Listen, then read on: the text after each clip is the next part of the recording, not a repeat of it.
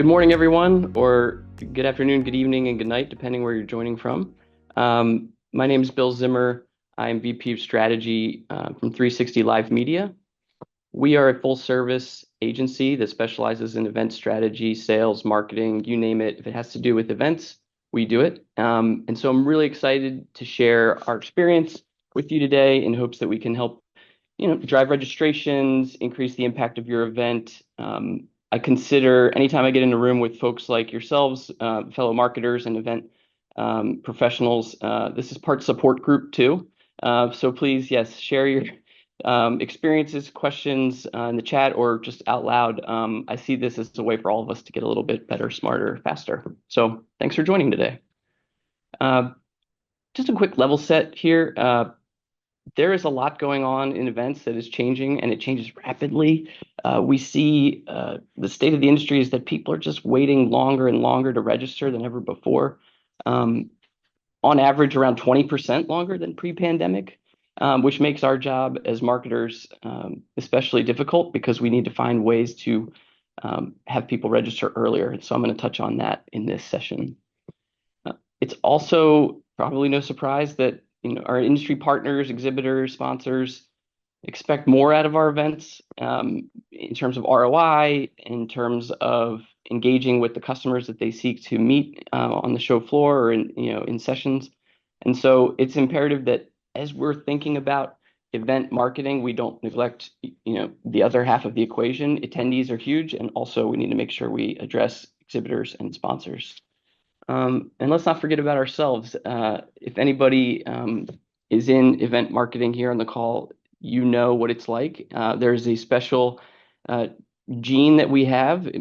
It's a mix of determination, courage, relentlessness. I'm not sure exactly how you see it, but that's how I see it. That the best event marketers are the ones who figure out how to get it done. And so hopefully some of these tools and stories and examples I share with you today will help you do that. Specifically, here are the main chapters we're going to cover today. As I mentioned, we want to find ways to increase the urgency of registration, get more people to register for the event earlier.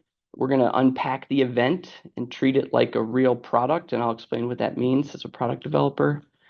Copywriting is critical, messaging is critical, and so we're going to talk about writing to get results. Also thinking a little bit outside of our own bubble and trying to find ways to activate others to support our event marketing is huge and critical to your success.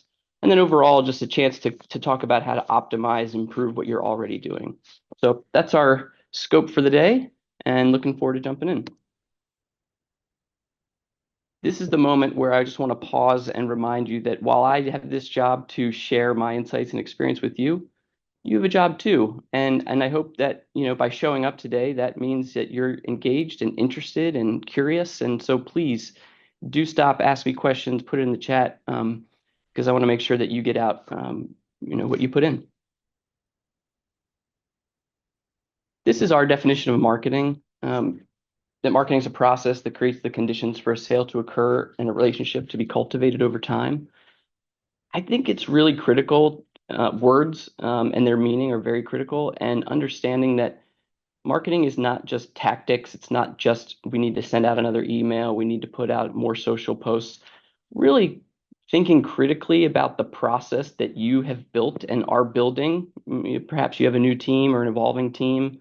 As people come and go, it's so important to make sure that you have your process figured out. And so the best ideas never see the light of day if the team is not rowing in the same direction. And it sounds simple, but it is critical to our success. The other critical way that we measure success empirically and quantitatively is our 6Rs methodology here at 360 Live Media: reach, retention, relevance, revenue, reputation, and ROI.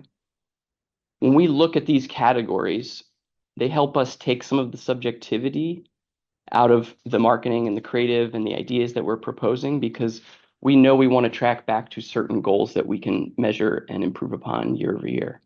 And so when I use words like reach, I'm talking about what is the total addressable audience that we could get to that is relevant for the event that we're marketing, and then how many of them can we reach? How many of those do we have contact information for versus we need to use paid or earned media to reach or shared social media.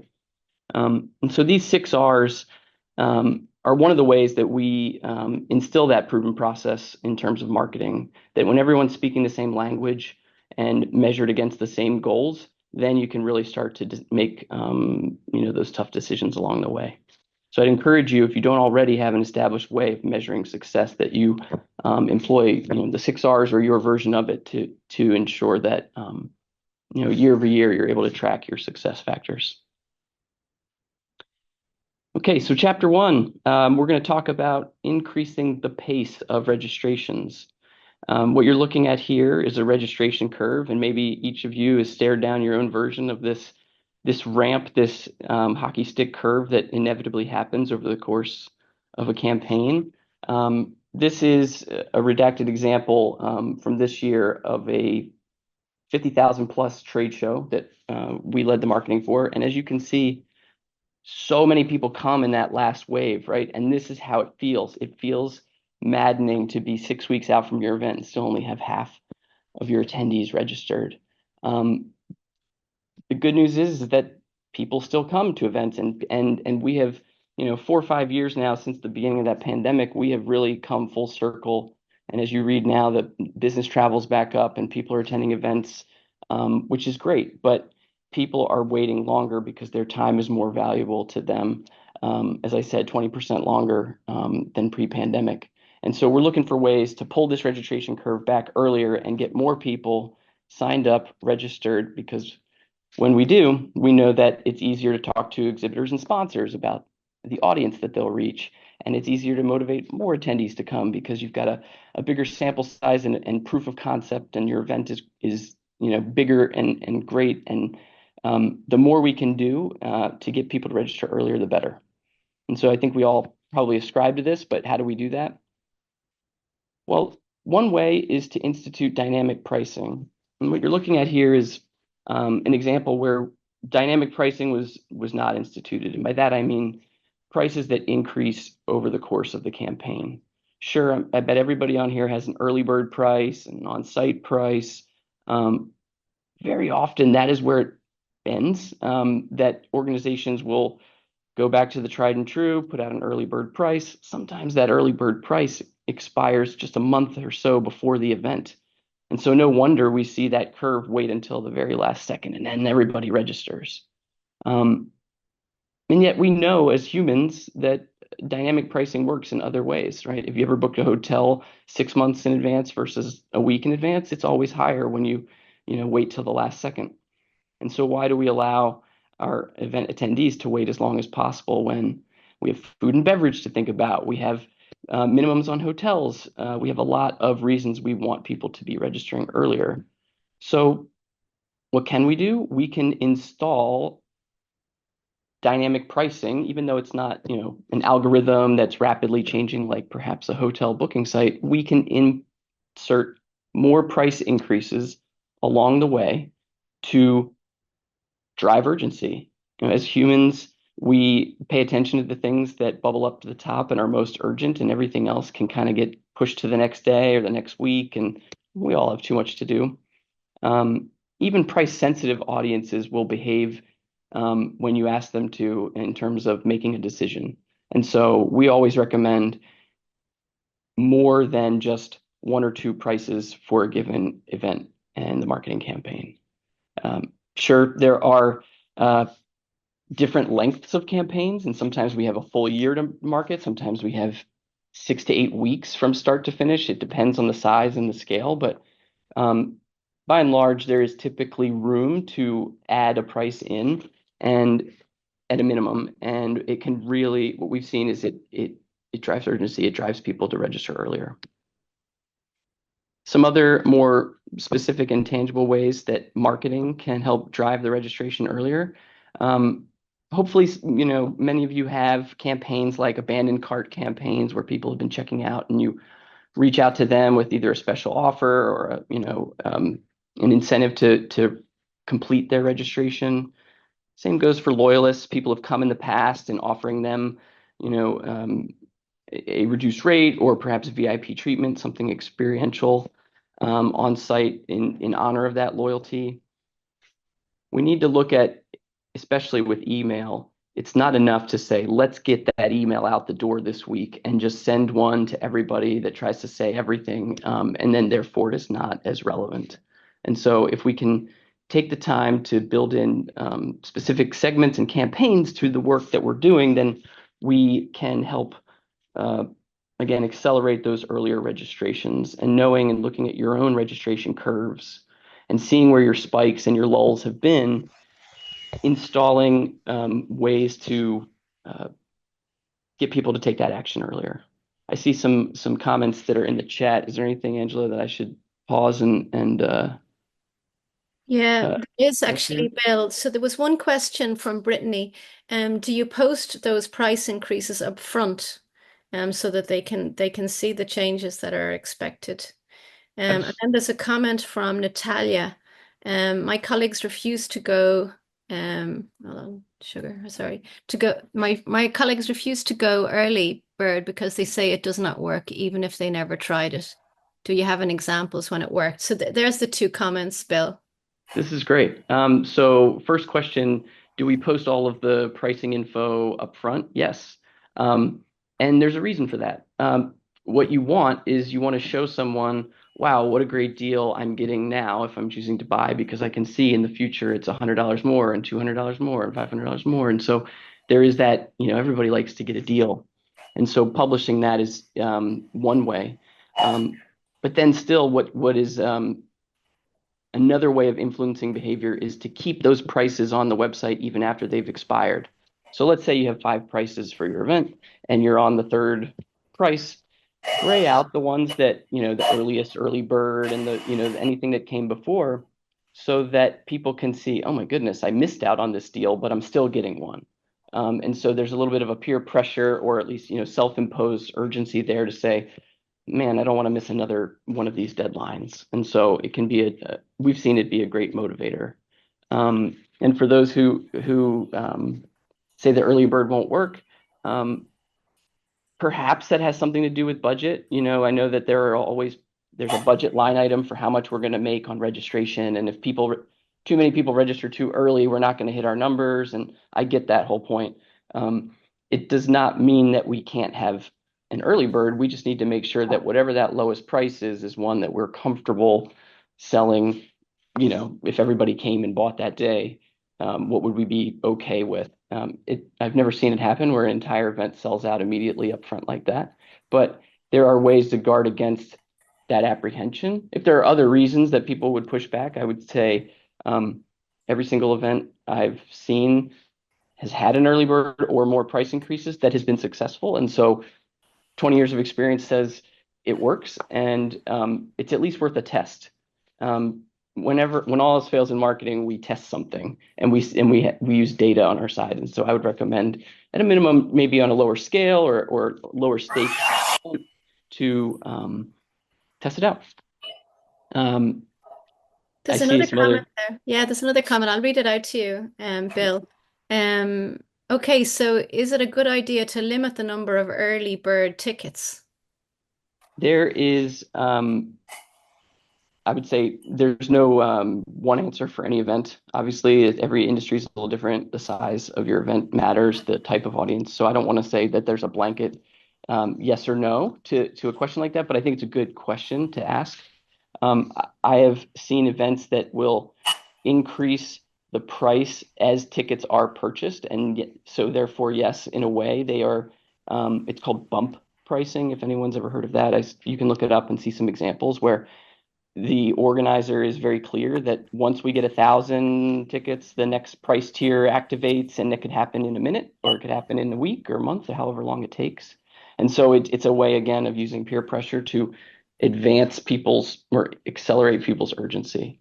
So in terms of limiting pricing and packages like that, urgency and exclusivity are a marketer's two best friends. And so that gives you both urgency and exclusivity. Super. All right. Thanks, Bill. Yeah. Yes, absolutely. Good questions. I love it. One other, seemingly simple tactic here is about not neglecting the people who registered for your event during the campaign. They can be very valuable. And by that, I mean the people who've registered they should be kept informed of the latest news and information about your event. You know, when you have keynotes, when you have opening party finalized, when you have those details that come in the last few months, come together in the last few months in your event planning. We want to make sure we're telling our already registered attendees. And that's more than a know before you go email. That's table stakes, that's logistics and things like that. But, you know, have attendee newsletters, keep them coming regularly to keep your customers informed, and include in there offers to bring their team, incentives to bring more people that they know in their network.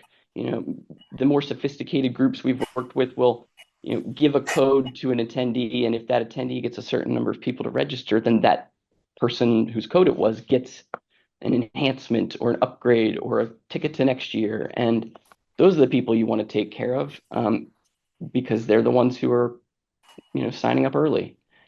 And so just think about the way that you do marketing in terms of, yes, we always have prospects, but we also have a great channel that does not always get activated in current registered attendees prior to the event. That was chapter 1. I think we're humming right along here. To shift gears in terms of what we're going to talk about in involving your event is thinking like a product developer. And that might not be something that you think you are as a marketer or an event planner, but really an event is a product. And if we think about it like that, we're able to enhance it and therefore increase the effectiveness of our marketing. Because marketing is way more than just promotion. I love this quote because it's just a signal to anybody who is, you know, someone who never wants to try early bird. I would show them this quote on your team, right? That if the rate of change outside of our organization exceeds the rate of change inside, we're never going to get anywhere. We need to push ourselves. And so this is just a, you know, a timeless quote that I think is a great rebuttal to anyone who fears change. Or you can look at numbers. I cherry picked Apple here, which is just, you know, a brand everyone knows. They are going to spend $3.5 million during this call on research and development. Now, I know they're a global company, but they spend $30 billion on R&D to improve their product every year. That is a lot of money. And so what are we spending to research and develop our product, our event, to make sure that it is hitting what the audience needs? Probably not enough is what I would argue. And that's okay. But now that we've, you know, sort of illuminated this point, we can talk about ways of developing your event to improve it. So think like a product developer. Every time you are stuck or you are planning your event marketing, what about the event needs improvement, needs enhancement, needs clarity over what it even offers to the audience? Are we rinse and repeating what we've done in the past, or are we truly adapting, evolving, and changing the event? I mentioned the 6 R's earlier in terms of measuring success. The 12 pillars or the 12 P's that you see here is another construct that we've developed that really helps us make sure we're doing our due diligence in developing the product and making sure it's relevant. And by that, I mean, you know, do we have clear performance goals? Do we have a vision for what the potential of this event could be? Do we even really have clarity on what the purpose is and the job that this event does for the people who it's designed for? And as you can see here, we have, you know, no rock unturned in terms of trying to find ways of improving the event experience when we look at it through the lens of the 12 pillars. So this is another construct, and I suggest that you develop your own, or, you know, you can certainly adapt from here. These objective measures and ways of looking at the event from different angles, because we know that it's important to, and if we don't have clarity on how we're going to use it, then we're never going to exceed our goals. Here's an example of what I mean by that. This event, NPE, the Plastics Show, took place in May this year. More than 50,000 people attended. And we believe that the reason is because 2-3 years ago, when we set out to develop this event and the marketing campaign associated with it, we needed to find a way to be relevant to a larger swath of attendees, not just the core. And by that, I mean, we needed to find a way to make the event more than a one-dimensional trade show. So NPE is a triennial show. It happens every 3 years. Anybody that has anything to do with plastic goes to this show in manufacturing. So very large show, but had a personality and an attendance and just an overall purpose of aggregating the manufacturing community to buy more equipment for plastics. The problem is that the last time that this event took place was in 2018, because it happens every 3 years. Pandemic happened, no show was able to happen in 21, and so 2024 was a 6-year gap between the last show. Completely new audience, retirees, job changes, you name it. This event needed to be rebuilt. And so we needed to take a product development approach to make sure that we weren't just hanging our shingle outside, hoping that everybody would come back just because they had come before. And so this was our strategic, the summary of our strategic pillars and how we were going to position this new event. That it was more than a industry trade show where business got done. Yes, that is still what needed to happen, and it did, and it was great. But it also needed to be bigger, better, and offer more to more people if we really wanted to bring in an entirely new audience. And so what that means is moving from talking about this show from a global event for plastics innovation that touches all these industries that you see here to the global event for innovation. That plastic, in this case, is a product, a material that is malleable. That is the root origin of the word plastic, something that can be molded and shaped. We molded and shaped this event to be bigger and better than it ever was by declaring it that it was for more than just manufacturers. There are so many steps to that ecosystem, that supply chain that needed to be a part of this event. And so we made sure that the content and the experience delivered on that. So when we talked about it, we did not talk about it as a plastics event. Sure, we did, in targeted outreach to people who already knew the show, but we expanded the aperture. We had folks look at this event through a new lens that was aspirational. And as I said at the beginning of this chapter, product development was essential. We needed new things at this event. And so here's just as much as I could fit on one screen in terms of what was new.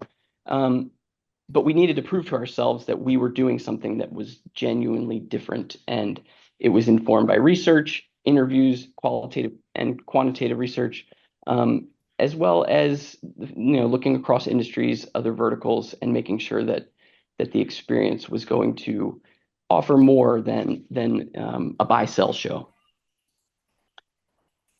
All right, everybody hanging with me? I see some questions here. Should I take a little pause here, Angela? Yeah. Galit, do you want to ask your question? Yes. You said, hi.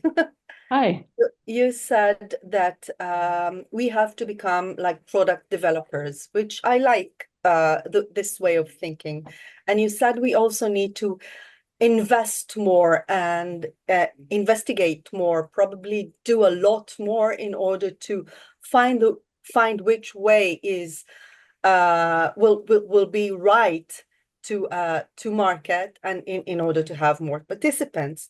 And I'm asking how much would this influence the budget, because probably it will cost us more. And then we'll have to charge more, and I'm not sure if the ROI would be the best. Is this clear? Yes. And it's a really great question, because it's one thing to say, you need to do better, you need to do more, and then it's another to pay for it, right? Especially unproven. So I think you're asking the right question. My response is that, people change typically for one of two reasons: inspiration or desperation. I want to be healthier, or I just, had a health emergency and now I want to change my lifestyle. And so I just use that analogy that it's going to depend where you are as an organization. We've worked on events that have had declining attendance, declining exhibitors and sponsors, revenues down, and yet it is still the flagship product. And in those cases, Sometimes organizations will decide to sunset that event and invest in building a new one, or draw on reserves to improve the current one so that it doesn't just, extinguish itself. And those are the desperation situations where, we've got something and it's the last chance, or it's a big last moment to try to right the ship.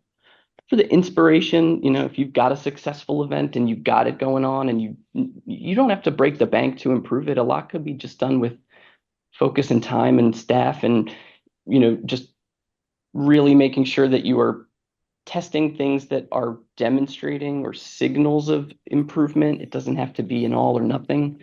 I would say that if you can adopt as a team, as I said in a different way earlier, a testing mindset, in a way, okay, what can we do just a little bit differently this year and do it really well, that stays within our scope, that does advance our understanding of what this audience really cares about? And it could be small symbolic things on site, or done in advance through email and communications and just gathering intel. So it's possible to go all out, but it's also possible to do it in a really responsible way in terms of spending money. I hope that answers your question. Copywriting, and in terms of marketing, that means direct response writing, and marketing for results. We want people to take an action. So this section is just about reminding us that the words matter. Earlier in my career, I was a copywriter, and words really matter to me, in terms of their meaning and their purpose and how we use them. And I hope they mean something to you too.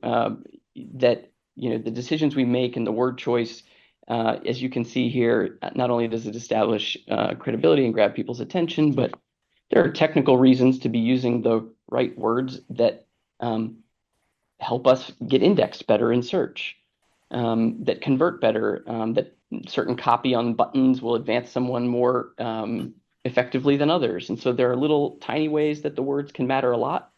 But the one I want to focus on today is one that I don't think gets enough attention, which is the emotion, that we need to make sure is part of our marketing. And by that, I mean, you can see here on the screen that reason leads to conclusion, but emotion leads to action. And so while we do need to justify our claims, and we need to provide proof points, and we need to say why it's great to come to this event, we also need to realize that the person on the other side of this communication that we're sending our emails to, or our ads, or our press releases are reaching, they're humans. And humans are simple beings, if you want to think about it that way. We have basic human needs, as animals that we are. We crave this balance between certainty and uncertainty. We want parts of our lives to be predictable, but we also don't want everything to be predictable. We want to feel significance as someone who is a professional and accomplished, and feel a value of what we bring to the table, but we also want to connect with others and learn and grow. Everybody here is connecting and hopefully learning a thing or two by being here. And same goes with giving and growing, and people exchanging value with each other.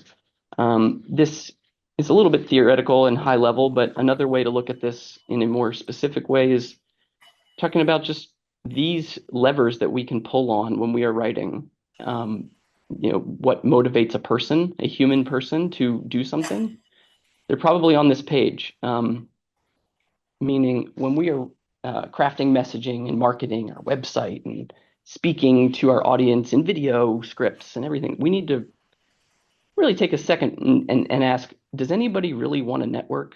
Or does anybody really want education? I mean, yes, what those things are deliver a value, but what people really want is to fit in with a group of people who understand the challenges they face, or they want to, they have a fear of not just missing out, but a fear of not showing up right in the meeting with their boss, and not knowing, the latest trends. And so if we can tap into some more primal, basic, consistent human needs over thousands of years of evolution, then our marketing will be more compelling and real. And the AI bot scanners looking at our marketing will know that it's human and not AI generated. If we speak like humans, like we do every day, and that our words that we put out there in marketing represent that. Here, from the example I shared earlier from NPE, the Plastics Show, is an anthem that we developed that represents what we mean by this. That this became something that we developed before the marketing even launched. The theming of this year's event was made for you because plastic can be contorted and molded and shaped into a lot of different products and solutions. And so this group had never had a rallying cry. This group had never had something that pulled them together emotionally in the same way. And yet they had it in them as we did interviews, as we did, the research.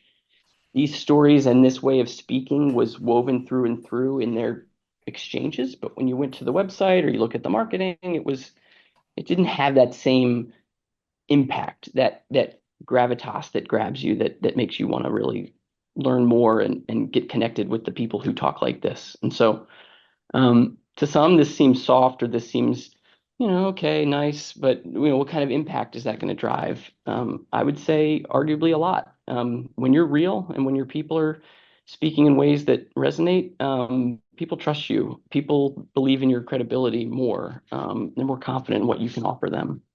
So I would suggest that really challenging any current norms you have in terms of how you develop your messaging, and develop a messaging framework by audience, by their motivations, by the different aspects of your event, the features of your event, and how they tie back to the benefits that you're offering to your audience. These are just some simple examples in execution, that it's not just an anthem, a proclamation, a visionary statement like I just showed, but the theme and made for you was one that was adaptable, let us use the slight industry jargon when needed here, as you can see in some of these, but also kept it, in terms of this event, was a little bit playful. This was a show of people in manufacturing who like to get together and talk shop. And so it needed to be something that was also, easy to understand, simple, worked across languages, 8 languages, roughly, people from all around the world came, and this needed to work across 8 languages. This needed to be something that resonated not only in the native language of English for this show, but also for anybody around the world. I'm including here just another tip, a trick, a tool. Maybe some of you already know SEER well, the industry research group, where this information is derived. But what it is it's a annual study about trends and what drives growth. And what you're seeing here are what event marketers, so our space, maybe some of you completed this survey, say that they believe are effective uses of messaging, and then what they actually do. And you can see this big gap here. So to read this chart, 86% of marketers believe that talking about that the event offers solutions to the person's challenges. 86% believe that's an effective messaging track, but only 45% admitted that they actually did that in practice. And so what you're seeing here is this gap between what people believe are good messaging ideas, and then how many of them actually employed that in their marketing mix. So I share this because it's always good to find, again, objectivity to help bring your subjectivity, or to neutralize any sort of decisions that could be debated. And it's a shortcut to know what to test and to try. And so I'm always looking for studies, proof points, come into webinars just like this to learn and grow. And hopefully you can take some of this back and investigate on your own afterwards, to really unpack it and get a value from it. Any questions from this chapter? Holm, I see your question. This was based on the opinion of marketers. So yes, as I read that study, so it's a data point. It's a reminder that marketers out there have found certain messaging tracks to be effective, and also demonstrated where, sort of holding ourselves honest, like it's one thing to know it's a good idea to go for a jog every day, and then it's another to actually go for a jog every day. And so that's kind of what that study showed, is that marketers believe certain things, but in practice, maybe they don't always hit their own expectation level. And so part of that I was sharing because I think it's important to hold the mirror up to, I try to challenge myself. While I think I'm doing a great job, there's always a a moment in the campaign where I stop and I take a step back and I say, is what we're doing actually lining up with what we're, preaching? Yeah, good question. All right. We are rocking and rolling. We've got about 18 minutes left, and just 2 more chapters, so I will jump right in. Anybody on this call, I would be willing to bet, works pretty hard, because not only do you have your day job, but you're on this call right now trying to learn something else to improve it. And so I appreciate you, and I also want to find a way to lighten your load. So let's get some other people working for you. The proof point there is one that I think we're probably familiar with, but word of mouth is the most impactful marketing channel that there is. And yes, there's social media, and we have friends and family that influence our products and purchases. But when it came to what you're seeing here on the screen is an event called Ascend that we developed. It stands for Accelerating Space Commerce Exploration and New Discovery. And so it's for the aerospace industry. It's for actually anybody who's interested in building our off-world future. So if you're interested in colonizing Mars or living on the moon or something in between, you belong at this event, and you don't have to be an aerospace engineer to be there. And this is a pretty big claim, and it was a very big claim at the time because there was not an event that existed that did this, meaning it aggregated a very specific technical expertise in aerospace engineering, but it invited all of those adjacent communities that have anything to do with aerospace to this event because it was a need that needed to be filled. It was a blue ocean, an opportunity. And in order to get people to come to an event that had never existed and had a brand new value proposition, we opened registration, declared what we were seeking to achieve with this event, and people started registering.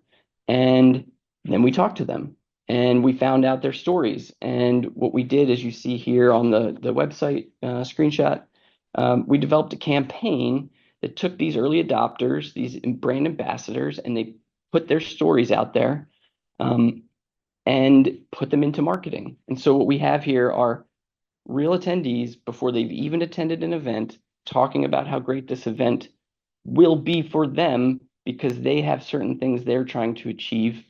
And in so doing, what we've done is lighten the load on us as the event marketers in terms of doing all of the promotion ourselves, but also made it a little more real, genuine, interesting, diverse, because what we've got here are a 7th grade science teacher talking about how excited she is that she gets to learn at this event and bring something back for her students, compared to on the right here, a real estate developer who's interested in building the way stations on the way to Mars, because you can't just drive straight to Mars. You're going to need to stop along the way. And if you're in the real estate development, space is a pretty big plot of land to wanting to stake a claim to. And so those are just 2 examples. You can see here how they're in ads, and you got to get sign off and you got to get people to buy in. But when you're talking to your attendees and exhibitors and sponsors, and you're able to tell a story that is multi-layered, you're going to have a better success rate. And when you can do it in a way that's not all on your plate, even better, right? We're all very busy. And so, we call it a guiding coalition. You want to get people who are champions early, and you want to get their stories out there. And after you've done that, you want to extend, the ripple in the pond. You want to go to the next group outside of that as they, register and become engaged with your event. I'd say my one piece of advice here is to not overthink it. Better to get content out there that is good and relevant and timely and not overproduced, because people know when something is a commercial and they tune it out. So better to be more real, honest, and nimble in how you capture these stories. Ascend is one example, but this can be done in a lot of different ways. But really, it's a way of essentially deputizing your own attendees or your own, your board, your committees to help you get the word out there. So highly recommend it. and hope that you mix that into your marketing approach. All right, last chapter of today's session is one about optimizing our marketing mix. And I think that this is a great stat. Just we all probably feel it intrinsically that just so much has changed in marketing. And the minute you learn a platform, there's a new one. And Threads is growing, and should I be on Threads? And everybody's always debating where the right channels are and what to do, and just so much about our job changes day to day. And so what I have found ultimately is that the key is pretty straightforward. It's if you can do your marketing in a way that is either more of it, more effective, or faster to respond or to get communications out there, as you can see here, these tenants on screen. It is really what it comes down to is, are we moving as quickly as we can with the same focus and diligence as we need to in order to attract our audience? I'm not just going to leave it at this superficial level, but do we have a process in place to do these things, to evaluate whether we are truly reaching out at the right frequency? Are our tests proving that we need to address a different audience that is not registering or coming or showing interest in our event that we know need to be there, and how can we affect that? And so the thesis of this chapter is that we need to have some rigor in marketing. Too often we are the ones who wear 15 hats, and we are all the, every step of the food chain in terms of our marketing department. We have to do a lot, but we need to make sure that we are setting ourselves up for success, and building that into your strategic approach is important. One way of beginning this approach empirically is to just look backwards, look in arrears of the number of people who've come to your event in terms of the bottom of this funnel here. How many people register for your event? Okay, well, how many email contacts do we have? Okay, how many people have visited our website? Okay, so now we have a baseline for how many people it takes to go from seeing us and being, becoming aware of us in the top of this funnel, to giving us contact information and allowing them, because they're interested or they have the desire to be there, exchanging information with us, and then ultimately registering. Your numbers, every single event is going to be different. But this approach is one that you can apply across events, and not predict the future, but give yourself a little more comfort in knowing how you're trending compared to prior years, or compared to any other reference points that you have across multiple events in your portfolio. The worst thing is to roll into a meeting, a status meeting, and someone says, "Where are we on registrations?" And you have that number, and then they say, "Is that a good thing? We got 50 registrations this week." Compared to what? Context is everything, and I know as marketers we talk about context a lot. We need some context to be able to optimize our marketing, and this is one way of doing that. Another is to just go tactic by tactic. This is certainly not inclusive, but it is a broad swath of marketing tactics channels that need to be addressed in a fully functioning marketing campaign. And so who on your team is responsible for each category? If it's you, you need some more help, or you need to find a way to get some more help, because it's just too much to think about. But going through the process, as I did on the prior slide, about, okay, when it comes to our website and our email database, what is our baseline? When it comes to, if you've ever employed telemarketing, how many phone calls do we need to make in order to generate how many registrations? Or when it comes to international marketing, what's the right balance of our media spend compared to our owned media and our social media internationally, and how effective has that been? More often than not, the marketing plan gets picked up from last year, duplicated, changed some dates, and we're off and running and marketing that event again, just like we did last time. And I know we're busy.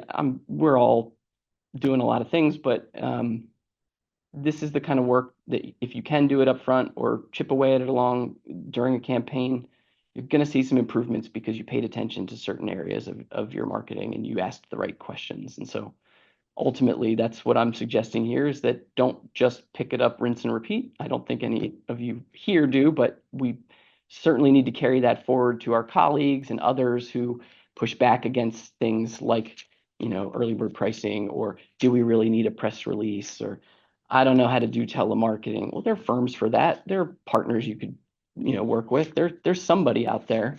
Never a problem, only a price. And so it's really worth taking the time and being holistic in how you examine your current process and approach to marketing an event.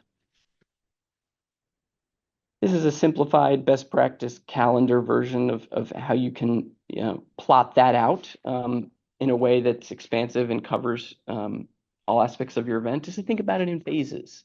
Do you already do this? I'd love to know, because it gives people on your team a way of also having some urgency about decision making. In this pre-launch phase, we have 3 or 4 or 5 things we need to do, and we need to get those done before we hit registration open. And are we approaching this in a way that is, that there's a roadmap that is clear upfront to our full team before we just jump right in and start executing? Because each phase, and it'll differ based on your event and the size of your event, if we know the plan going in, we're going to be more effective in that phase because we're going to be thinking a little bit less on our feet. We're going to be a little more specific in what we want to accomplish, and therefore we can, because we had clarity. And so these are just some questions in those, key areas of any good marketing or creative brief. Do we have a data-driven audience segmentation approach? Do we have an intimacy strategy for our members or our attendees that ensures that they're staying engaged? And what is that? And do we have enough aspects of this event in terms of the features of it that line up with those audience motivations and the messaging that will make sure that we get the loyalists and the first timers and the new generation and everybody else who we want to attend? Do we have that mapped out, identify the gaps, identify the pain points, and where we need support or advice, or we have it covered? So we've got about 6 minutes left. This is a typical summary slide where I say, hey, at the beginning I declared we had a job to do, and I hope we did this job, sparked some thinking. With the time we have left, I'd love to offer the floor for a lightning round, either an aha or a takeaway that you had today that you think is worth sharing with the group. You can put it in the chat or you can say it out loud, just to hopefully keep this going beyond the session. What's on your mind? What stood out? And with that, I'll say thank you and hope to hear some good questions and discussion. Super. Thanks so much, Bill. That was really appreciated. I think your expertise in marketing really shone through. So we really appreciate you, and we appreciate everything you've shared today. I think a lot of us who are in this event space, we come to it from different professions often. And then when we hear a true marketer, we're like, oh, and I think it helps us maybe sharpen our game a little bit. So, Brittany, you have a point that you'd like to make. I do. This was awesome. Thank you. I'm more on the exhibit sponsorship ad sales world as we partner with clients on the reg stuff. So I always like to hear what's happening on the reg side and how we translate that. I'm curious if you've deployed any of the dynamic pricing models on that sponsor exhibitor side for some of the events that you've worked on, and what some of that feedback has been. So if I'm hearing you correctly, instituting those price increases to increase urgency of those exhibitors and sponsors to sign up earlier and drive that. Around sponsor exhibits, yeah. Yeah, so yes, one of the ways that we've done that is the rebooking on site at an event. Yeah. Hopefully your sales team is already doing that sort of a thing, right? That there's special deals there. But also looking at it in terms of self-declared milestones. So yes, I would say yes, is the short answer. Sometimes that's around calendar year ending, depending on when your event cycle is. Some organizations like to do based on time out from the event, so not calendar driven, but 24 months versus 18 months versus 12 months. So those sort of milestones associated with the date that the event is taking place as a way of doing a version of early bird pricing.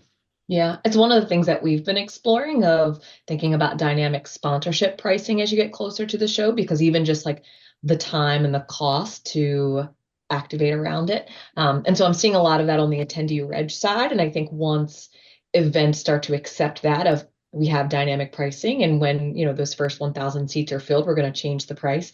I've been thinking about that a lot on even the sponsorship side of like, once those top tiers are gone, then we change the price. Or once one of two are sold, we change the price. So I think it's an overall industry shift that people just need to get comfortable with. And I don't know if we're there yet on the sponsor side, but all this is interesting as we think about, to your point earlier, of like both audiences and where the revenue comes from. So good stuff. Yeah, and great question. I'm glad you brought that up, is that, you know, this doesn't need to only apply to attendees, that you know, it really can help on the exhibit and sponsorship side. Great point.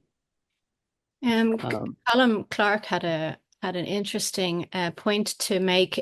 He was explaining that they did some research on registration timing, and they surveyed attendees to ask when they made the decision to attend and compared that with the actual registration curve. There was a lag of about 2 months between the bulk of decisions to attend being made and the actual registration peak period. So there you have the whole research thing again, the importance of looking at that. Yeah. I love it. I love that you just shared that, Colm. It's just, it makes sense in a lot of ways that somebody doesn't just wake up one morning and decide to book a hotel, a flight, and pay a couple $100, a couple $1,000 to go to a conference. And so that's great knowledge share. Thanks for doing it. Anna first, then Galit. No, I just want to share that we used to have like the traditional early bird and then the normal price. And then last year we decided to incorporate early bird hotel promotion at the same time for a short period of time. We said for 5 weeks, we get an early bird in the ticket and the hotel. We also saw an increment of people buying the ticket just to get the early bird. And this year we're doing early bird, normal price, and then tardy fee, because we decided that having people sign up 2 weeks before makes it a lot of work for us logistically, and it's like you said, sometimes it's just laziness. It's just like, I don't know. So now it's like, and it's going to be promoted from the start. It's 300 euros difference. So it's up to you. You want to be lazy, you'll pay 300 euros more. But we saw that the early bird hotel, if you're doing an event like that, it really pushes people to. This year we offer, it's 50% off the normal hotel price. We negotiated with the hotel. So yeah, it's work to be done before, but afterwards I think you see the results. Absolutely. We've even, such a good point, Anna, and to build on it, we've seen an organization recently tell their attendees that, hey, if you wait longer, food and beverage costs us more, and certain elements of this experience, you know, all of the minimums, they go up. And so that's why this price is higher if you wait. And they saw great engagement and appreciation for that. The transparency, just like, hey, it's a lot to do at the last minute, so you're going to have to pay us for that, as a way of not just seemingly gouging them for more money. It's just the truth. Yeah, good point. Okay, just before we go to Galit, sorry, Galit, just in case I miss it. Speaking of surveys, how do you get more engagement by both attendees and exhibitors? Question from Kim. Oh, great question, Kim. One of the ways is by that we found successful is, yes, you're going to deploy a post-event survey, or, you know, off season, you're trying to send emails and get people to take those surveys.